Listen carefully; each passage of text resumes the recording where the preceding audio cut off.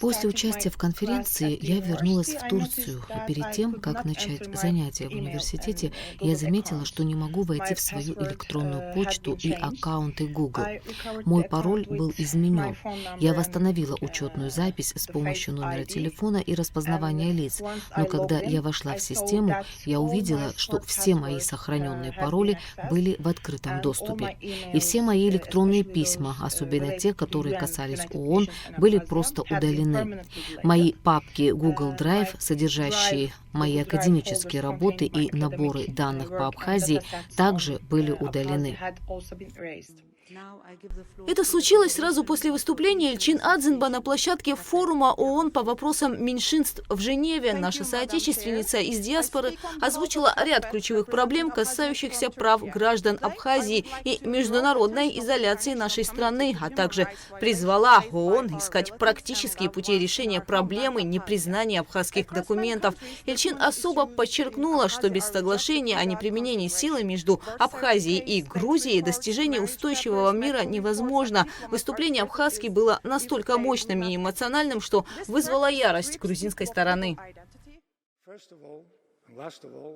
Я хотел бы ответить и сказать, что Абхазия — это часть Грузии, которая оккупирована Россией и не признана международным сообществом. После моего выступления на площадке ООН я пошла прогуляться на новогодний маркет. Перед тем, как вернуться в отель, я остановилась перед мостом. Пока я отдыхала, двое мужчин подошли ко мне и сказали, они плохо говорили на английском, а затем представились грузинской мафией. Когда я спросила у них, что им нужно, они ответили: следи за тем, что говоришь. На второй день форума на площадке ООН представители грузинской делегации сели напротив меня, чтобы оказать давление. Они были уверены, что я не осмелюсь говорить или упоминать Абхазию, но меня поддержали чудесные люди из делегаций других стран. Они сели рядом со мной, чтобы показать, они поддерживают меня и Абхазию. Затем один из представителей грузинской стороны пошел за мной и сказал, что хочет поговорить со мной лично. Я ушла. Преследовали до аэропорта. Слава Богу, я добралась домой. Эльчин Адзинба не первый раз говорит о проблемах Абхазии на площадке ООН. В своем выступлении в 2023 году она также поднимала вопросы признания документов, выдаваемых в Абхазии, и подписания договора о неприменении силы со стороны Грузии. И тогда на нее пытались оказывать давление. Но Эльчин идет вперед и, несмотря ни на что, будет отстаивать интересы Абхазии на международных площадках. Когда я должна была выступать в прошлый раз, в 2023 году, многие неравнодушные люди предостерегали меня.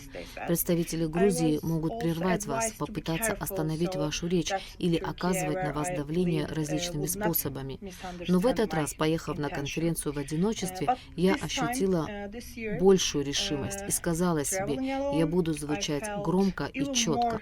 Я искренне верю, что абхазы должны быть представлены на всех международных платформах.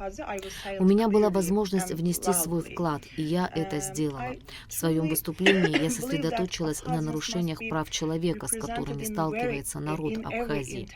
Непризнание документов, выданных в Республике Абхазия, создает серьезные нарушения прав человека. И, честно говоря, я все еще не могу понять, почему мировое сообщество отмалчивается по этому поводу. Это просто в голове не укладывается. И дополнительно отказ Грузии признавать абхазов как сторону конфликта. Позиция, основанная на политической самонадеянности, блокирует любую возможность достижения долгосрочного мира.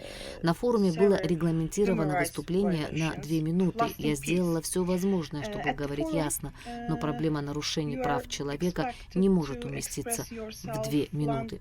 То, что происходит, позор для 21 века. Я бы могла говорить об этом часами, но у меня было всего 2 минуты. И то, что произошло до, во время и после моей речи, а также реакция грузинской стороны, не вызывает никакого удивления. Хотя ООН учреждена как универсальная площадка для мирного диалога и поддержания международной безопасности, действия грузинской стороны кардинально противоречат этим принципам. Вместо конструктивного взаимодействия — угрозы и преследования, что является прямым нарушением прав человека и основополагающих норм международного права. Гугут Савардания, Абхазское телевидение.